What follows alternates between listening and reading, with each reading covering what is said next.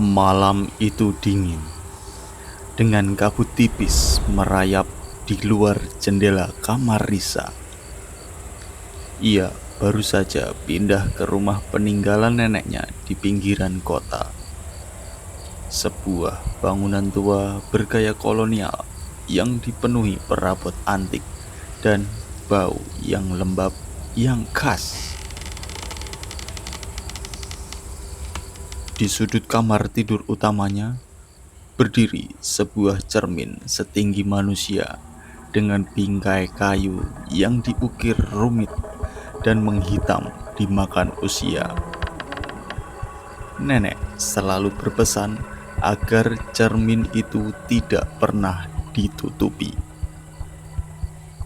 Malam pertama Risa tidur di sana, ia terbangun oleh bisikan samar. Awalnya ia mengira itu hanya angin, tetapi bisikan itu kian jelas, terdengar seperti sebuah senandung sedih tanpa lirik. Ia memutar kepala, matanya langsung tertuju pada cermin. Di dalamnya pantulan Risa terlihat normal, namun ada yang salah. Sedikit di belakang bahunya, jauh di kedalaman pantulan cermin, Risa melihat sebuah bayangan. Bayangan itu bergerak lambat, seolah berenang dalam kegelapan. Ia berani menatap lebih dekat. Itu adalah sosok perempuan. Wajahnya pucat, samar, dan matanya cekung. Namun, yang paling mengerikan adalah rambutnya. Rambutnya sangat panjang, hitam pekat, tebal, dan terlihat basah. Ia tidak terurai ke bawah. Sebaliknya, helai-helai rambut itu tampak melayang dan menjulur seperti tentakel di dalam dimensi cermin. Seolah cermin itu adalah akuarium berisi air hitam. Rambut itu menggantung di udara dalam pantulan, menutupi sebagian besar sosok perempuan itu. Jantung Risa berdentum keras.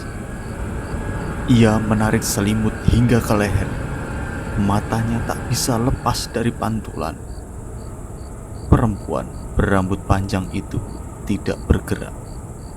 Hanya rambutnya yang perlahan menjulur, semakin dekat ke arah pantulan Risa. Ia akhirnya menyadari bahwa perempuan itu tidak memantul dari ruangan. Ia sudah ada di dalam cermin. Saat salah satu helai rambut terpanjang di pantulan menyentuh pantulan bahu Risa, rasa dingin menusuk langsung menembus kulitnya. Risa menjerit tertahan, refleks memejamkan mata dan membalik badan. Risa tidak berani tidur. Ia menunggu fajar menyingsing dengan tubuh yang menggigil. Saat cahaya matahari mulai menerobos masuk, ia memberanikan diri melihat cermin lagi. Cermin itu kosong. Risa mencoba meyakinkan dirinya bahwa itu hanya halusinasi karena kelelahan. Namun setiap malam, kisah itu terulang.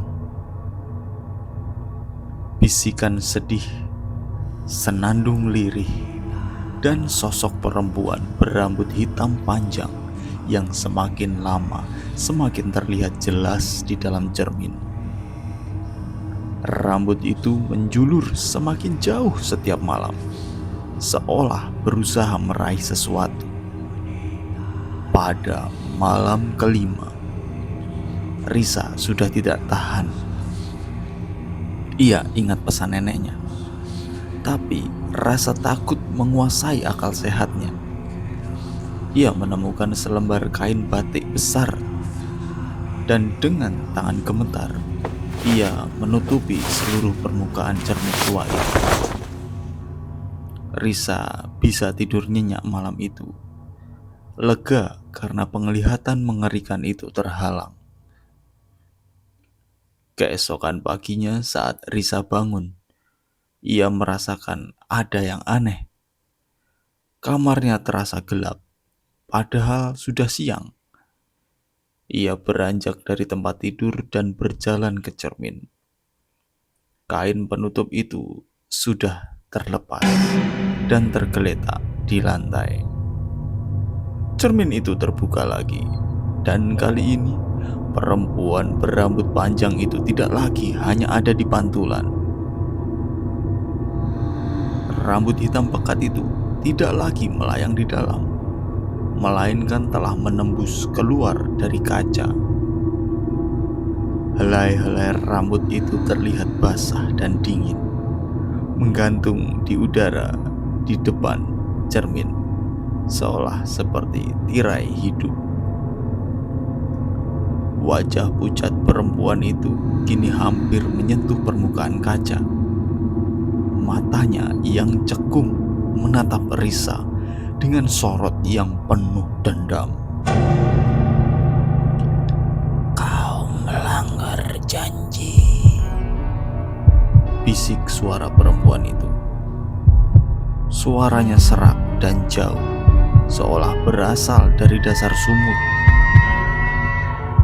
Saat Risa membeku karena teror, perempuan itu tersenyum.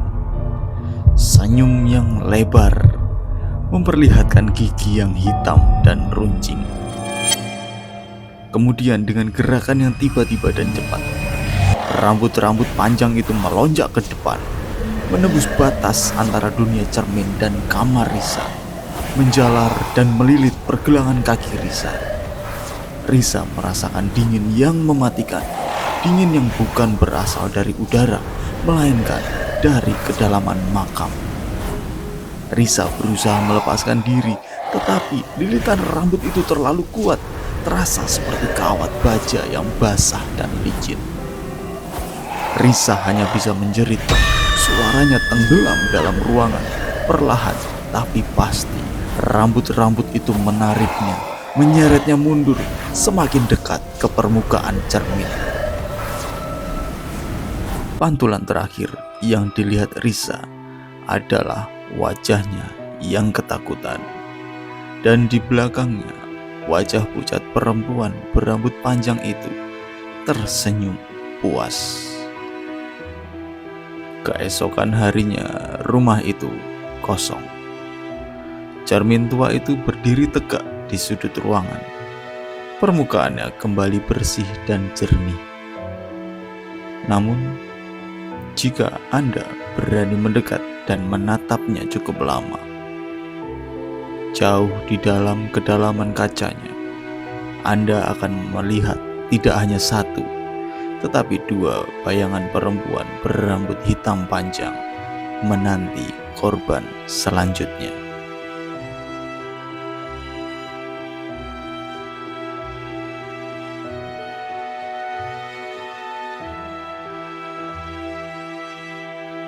Setelah Risa menghilang, rumah tua itu dibiarkan kosong selama berbulan-bulan.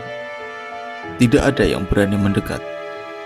Kisah hilangnya Risa menyebar seperti bisikan berhantu di kota kecil itu. Ia ditarik ke dalam cermin.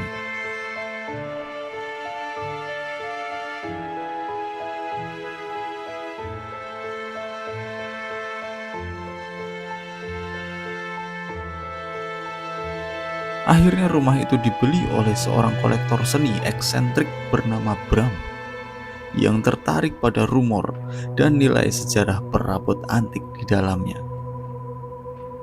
Bram adalah seorang yang rasional dan skeptis, menganggap semua cerita hantu hanyalah bualan belaka. Saat Bram memasuki kamar tidur utama, perhatiannya tentu langsung tertuju pada cermin besar berbingkai ukiran kayu gelap itu. Cermin itu memancarkan aura dingin yang aneh, seolah menelan semua cahaya. Malam pertama Bram di rumah itu, ia memutuskan untuk tidur di kamar lain. Namun, sebuah suara memanggilnya. Bukan bisikan yang sedih, melainkan bunyi ketukan pelan dan ritmis, seperti jari yang mengetuk kaca.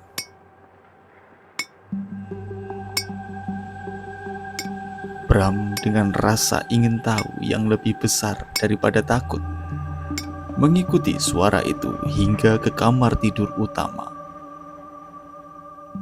Ia berdiri di depan cermin.